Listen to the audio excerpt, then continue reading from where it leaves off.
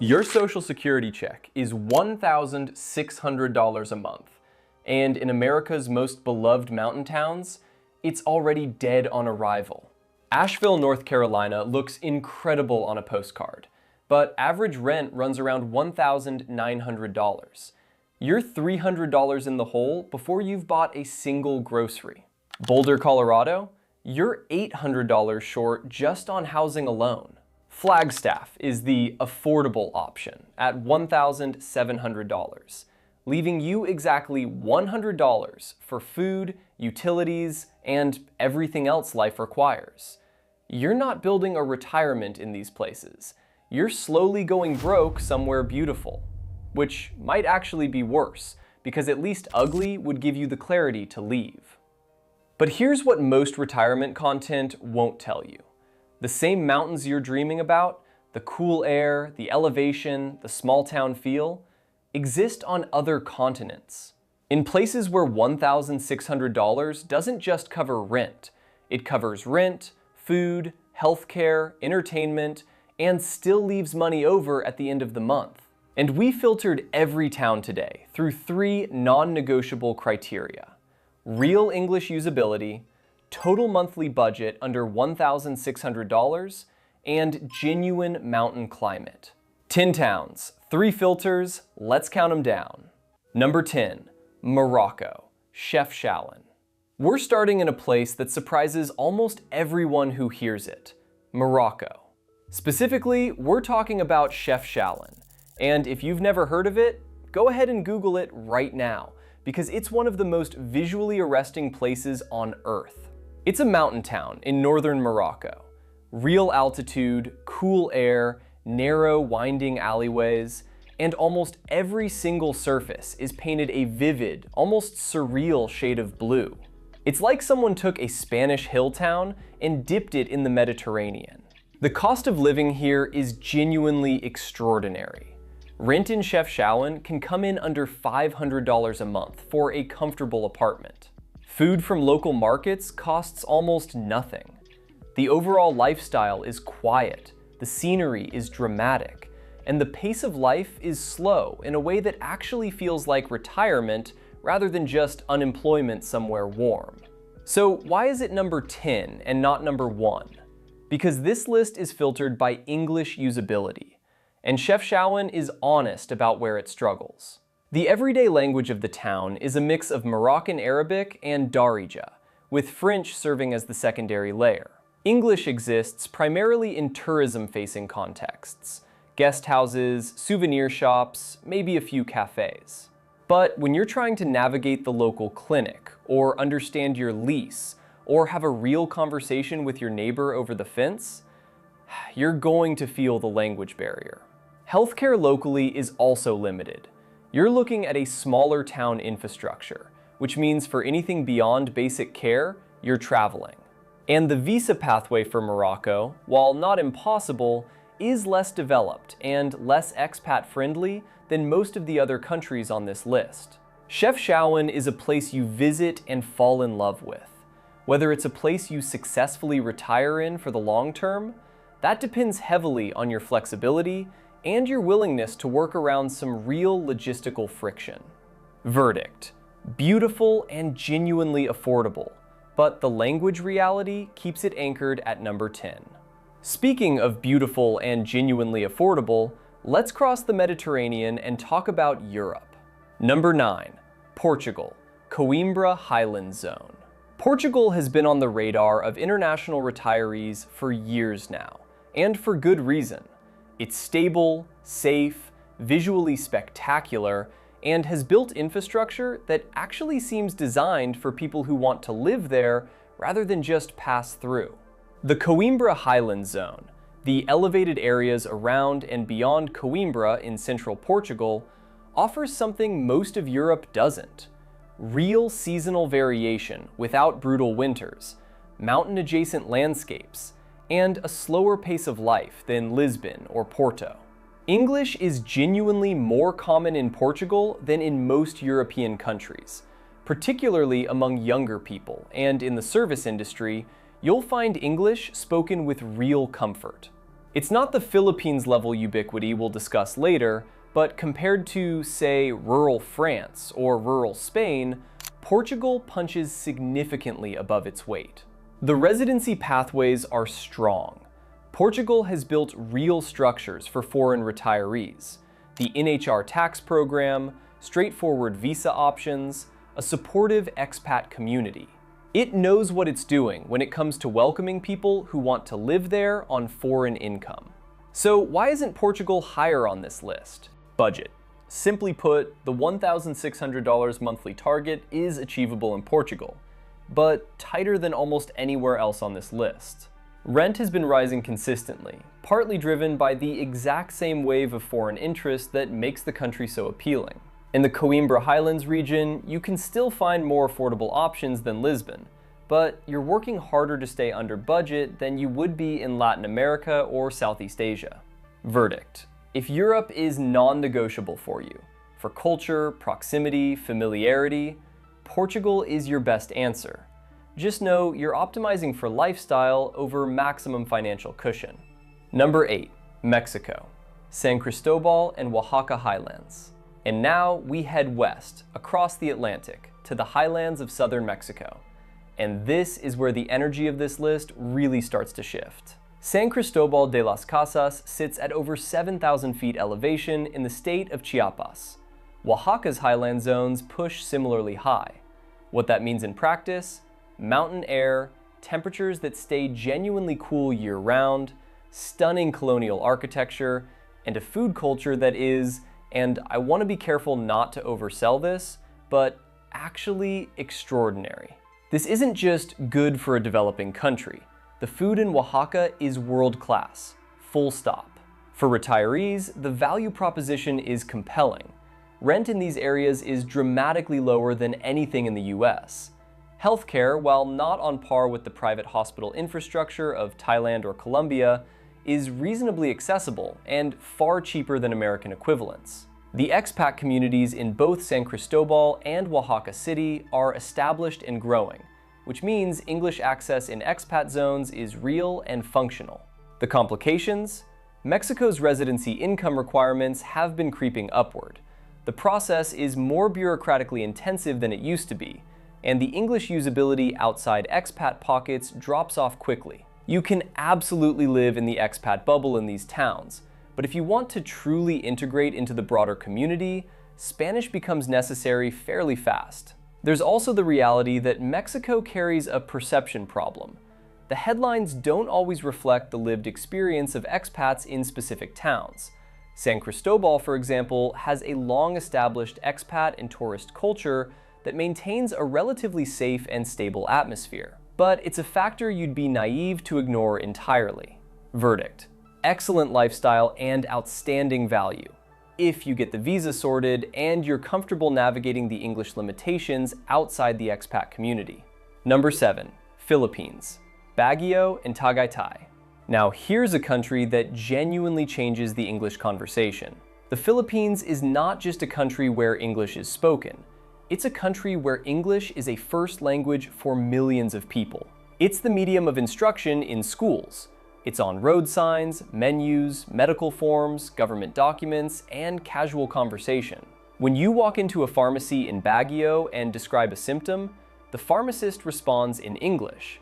Natural, fluent, comfortable English, without it being a performance. For American retirees specifically, there's also a cultural familiarity that goes beyond language. The Philippines has had deep American influence since the early 20th century, and that shows up in ways that matter to retirees. American-style fast food is everywhere if you want it. American format shopping exists. The legal and administrative systems have recognizable elements, and the warmth toward Americans specifically is genuine and widespread. Baguio sits at nearly 5,000 feet elevation in the Cordillera Mountains of Luzon. It's known as the summer capital of the Philippines, because while the rest of the country swelters, Baguio stays genuinely cool. Tagaytay, overlooking the Taal volcano and lake, offers similar elevation-driven relief at a different character of landscape. The retiree program in the Philippines, the SRRV, or Special Resident Retiree Visa, is one of the more accessible and clearly structured programs in Southeast Asia, particularly for Americans. The frustrations are real though. Infrastructure in the Philippines is inconsistent. Electricity reliability, road quality, and internet speed vary dramatically. Traffic in and around Baguio can be genuinely painful, and the bureaucratic side of things, while navigable, requires patience that not everyone arrives with. Verdict: if language comfort and cultural familiarity are your top priorities, the Philippines might be the easiest transition on this entire list. The English is effortless. The culture is warm. The climate in the highlands is genuinely comfortable. Number 6. Ecuador, Cuenca and Loja. Let's come back to the Americas, because South America has produced some of the most enduring retirement destinations on Earth, and Ecuador is near the top of that conversation for a reason that never gets old. They use the US dollar. No currency exchange, no watching exchange rates, no waking up one morning to find your purchasing power eroded by 20% because of something happening in a capital city you've never visited. Your money is your money, spent in dollars in a country where those dollars go remarkably far. Cuenca is the heavyweight here. It's been ranked as one of the top retirement destinations in the world by multiple publications for over a decade, and the fundamentals still hold. It sits at roughly 8,400 feet elevation in the southern Andes, which gives it the famous eternal spring climate that feels like a perpetual mild April.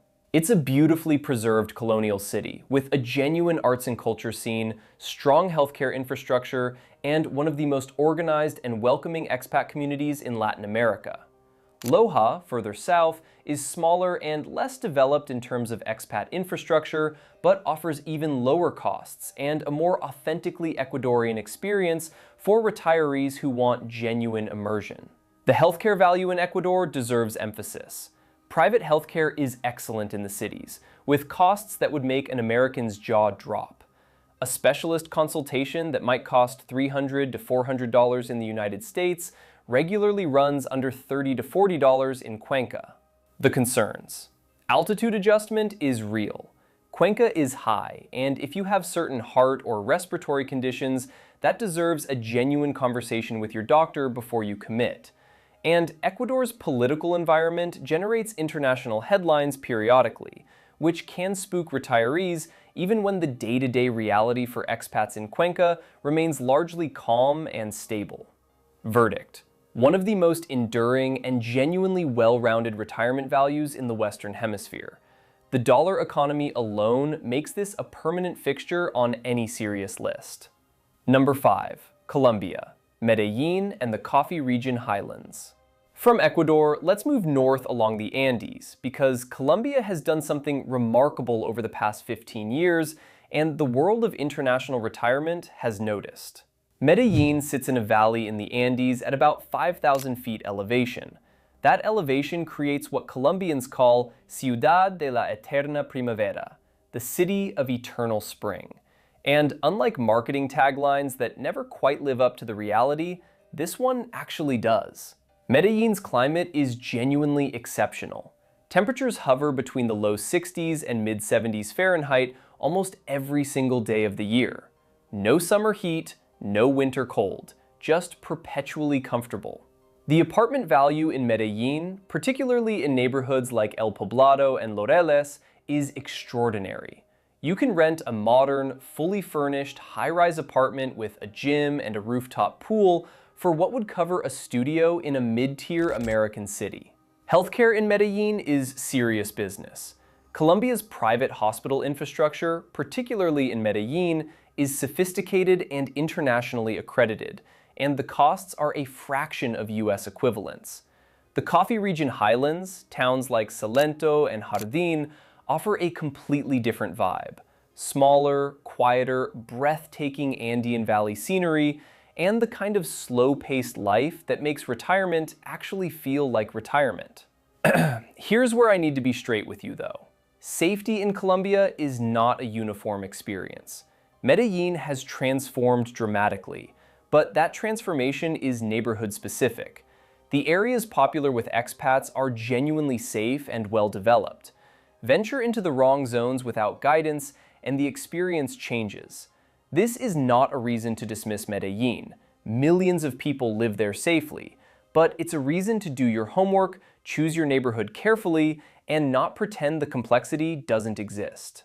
Outside the expat zones, Spanish is essential. The English penetration in Colombia is growing but uneven. And one thing I always mention when healthcare abroad comes up, this is also exactly the time to make sure you have solid international health insurance sorted before you go. I keep a travel health policy active whenever I'm spending extended time abroad. It's given me real peace of mind in places where the private healthcare is excellent, but the billing process for foreigners can get complicated. There's a link in the description if you want to explore what that looks like. Number 4, Thailand. We need to talk about Chiang Mai. Because if you've spent any time in international retirement research, Chiang Mai has been on virtually every list for the past 20 years. And the question is always the same. Is it still worth it? Has it been talked about so much that it's lost its value? The answer is mostly no. It's still genuinely one of the strongest retirement propositions on Earth. Chiang Mai sits in northern Thailand at about 1,000 feet elevation. Not dramatically high by Andean standards, but enough to moderate the heat that defines most of Southeast Asia. It has 4 seasons that actually feel somewhat distinct. The expat infrastructure in Chiang Mai is mature and comprehensive. There are entire neighborhoods, markets, and social networks built specifically for long-term foreign residents. English functions extremely well within those networks. The hospital system, private hospitals like Bangkok Hospital Chiang Mai and Ramathabodhi, is sophisticated, internationally accredited, and costs a fraction of equivalent American care. The financial numbers work. In Chiang Mai, a comfortable life, including a decent apartment, excellent food, Thai food costs almost nothing, transportation, entertainment, and a reasonable healthcare buffer, comes in well under $1,600 most months. Many retirees manage it on $1,200 to $1,400 and still live well. The complications are real though. The smoke and burning season, roughly February through April, is a genuine quality of life issue. The air quality during this period can be seriously poor, and for anyone with respiratory sensitivities, it's not a period you want to spend in Chiang Mai. Many long-term expats simply leave for those months. The visa situation in Thailand requires ongoing attention. Thailand has not created a clean, stable, long-term retirement visa the way some countries have. The retirement extension visa requires regular renewals and paperwork, and the rules have historically been subject to change. Verdict: the bargain is real, the lifestyle is real, the infrastructure is real. Go in knowing about smoke season and visa renewals, and Chiang Mai still earns its legendary reputation. And now we arrive at a country that often gets unfairly overshadowed by its Southeast Asian neighbors in the retirement conversation. And it really shouldn't be. Number 3, Malaysia. Cameron Highlands and Penang Hills. Malaysia is exceptional, and I want to explain specifically why, because the reasons are different from what makes Thailand or the Philippines appealing. First, English. Malaysia was a British colony, and the legacy of that is a country where English is a genuine second official language, not just a tourist accommodation. Signs are in English, legal documents are in English. The educated population speaks English with real fluency and comfort. For English-speaking retirees, Malaysia's language environment is among the most accessible in all of Asia. Second, infrastructure. Malaysia has infrastructure that genuinely rivals developed Western countries in most urban and suburban areas.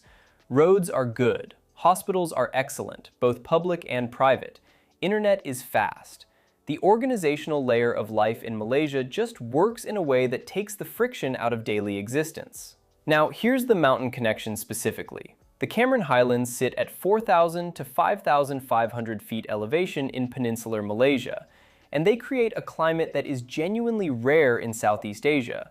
Cool, mild temperatures, mist-covered tea plantations stretching across rolling hills, strawberry farms, and an atmosphere that feels more like the English countryside than equatorial Asia. It's surreal and beautiful and genuinely comfortable in a way that most of Malaysia's tropical lowlands simply aren't. Penang Hill, while not as dramatically elevated as Cameron, offers a similar principle: elevation as an escape from heat, combined with the extraordinary cultural richness and food scene of Penang Island. The Malaysia My Second Home program, MM2H, has historically been one of the most well-organized long-term residency options for foreign retirees in Southeast Asia. However, it's important to note that the requirements were significantly tightened a few years ago, making it more demanding in terms of financial proof.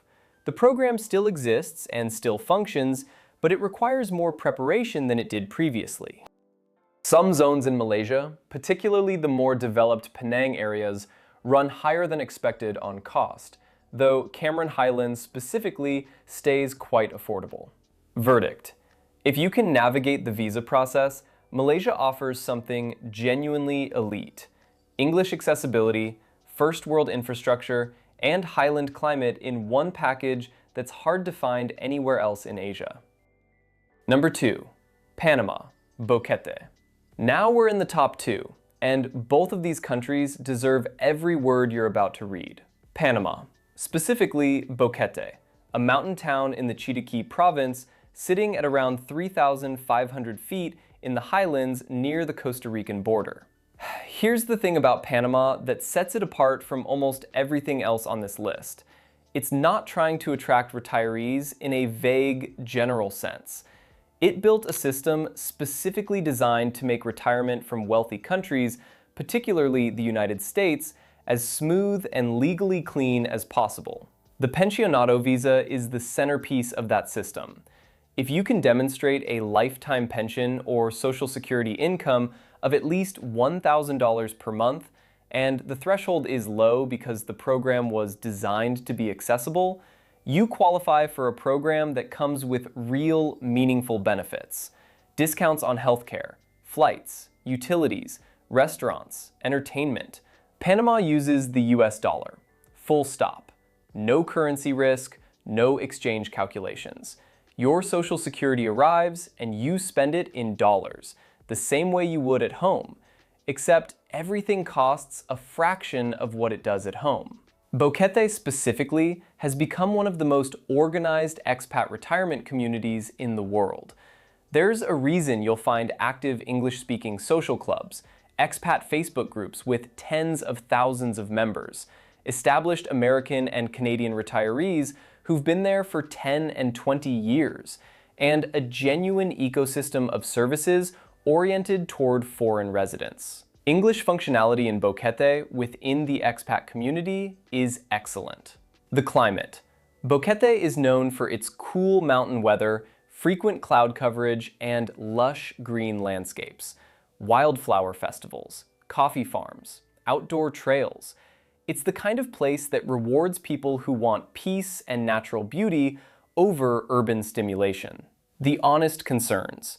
Prices in Boquete have risen meaningfully over the past decade, partly because its reputation has attracted exactly the kind of demand that drives prices up. You're still well under $1,600 for a comfortable life, but the gap has narrowed compared to 15 years ago. And Boquete is quiet, genuinely quiet.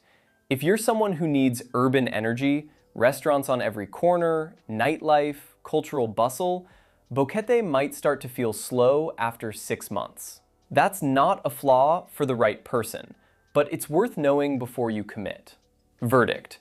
For Americans specifically, Panama's Pensionado program, combined with the dollar economy, the English-accessible expat community, and Boquete's spectacular mountain climate, creates one of the safest, most legally clean retirement systems available anywhere in the world.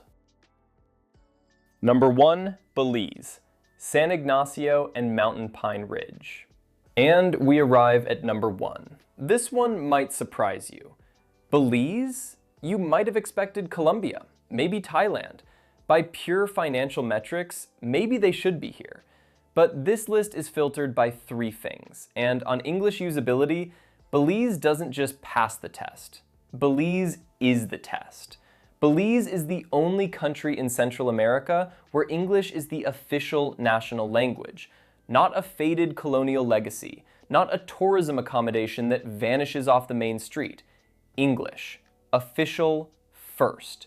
That might sound small if you've never lived abroad long term, but ask anyone who has, even people who love it, even people who'd choose it again, and almost all say the same. The language barrier is a weight you carry every single day. Some days light, some days crushing, never fully gone. In Belize, that weight doesn't exist. San Ignacio sits in the Cayo district, elevated, cooler than the humid coast, nestled in a green river valley with extraordinary scenery all around. The Mountain Pine Ridge Forest Reserve is in the backyard. Waterfalls, ancient Mayan ruins, rivers clear enough to swim in. Genuine, cool, lush mountain terrain that earns its place on this list. The cultural transition from America is among the gentlest anywhere. Familiar stores, American cable channels, a legal system built on British common law that feels recognizable in ways Latin American systems simply don't. The Qualified Retirement Program, the QRP, requires proof of outside income and a manageable fee. The honest limitations: healthcare is the real one. San Ignacio handles everyday needs, but serious procedures mean traveling to Belize City or across the border. Imported goods also carry price premiums. Your budget works best leaning into the local economy. But every other country on this list asks something of you. Thailand asks you to navigate visa renewals and smoke season. Colombia asks you to choose your neighborhood carefully and learn enough Spanish to function. Even Panama, number 2, genuinely excellent, has real English limits the moment you leave the expat bubble. Belize asks almost nothing. It meets you where you are, speaks your language from day one. For a retiree who spent 40 years waiting for a life that finally feels like freedom, moving abroad shouldn't mean trading one friction for another. English everywhere, mountain scenery, gentle cultural transition, a visa that works. Belize isn't a compromise. It's the answer. Choosing cheap over practical. That's it. That's the mistake. Cheap means nothing if you can't handle the visa. If the language is a wall you hit every single day. If the climate makes you miserable 6 months of the year. If the nearest decent hospital is 4 hours away. A low monthly number on a spreadsheet doesn't save you from any of that. So here's how I'd actually frame the decision. Best overall, Panama, Thailand, Ecuador. Best balance of cost, healthcare, legal clarity, and proven expat infrastructure. Best English comfort, Belize, Philippines, Malaysia. Lowest daily friction, most natural transition. Best pure savings, Thailand, Colombia, Ecuador. Most money left over at month's end. The right choice depends entirely on you, your health, your temperament, your tolerance for friction. But cheap without practical isn't retirement. It's just struggling somewhere cheaper. Here's what stays with me. 40 years of working, saving, waiting, and the promise was simple. Retire and actually live. Not survive, not stress, live. That promise isn't dead. The geography just shifted. The retirees who made this move almost all say the same thing. I wish I'd done it sooner. And if mountains aren't your only dream, if somewhere deep down there's also a version of you that wants warm water, white sand, and that same $1,600 stretching just as far, I just covered the best English-speaking beach towns where the budget still works. That video is right here.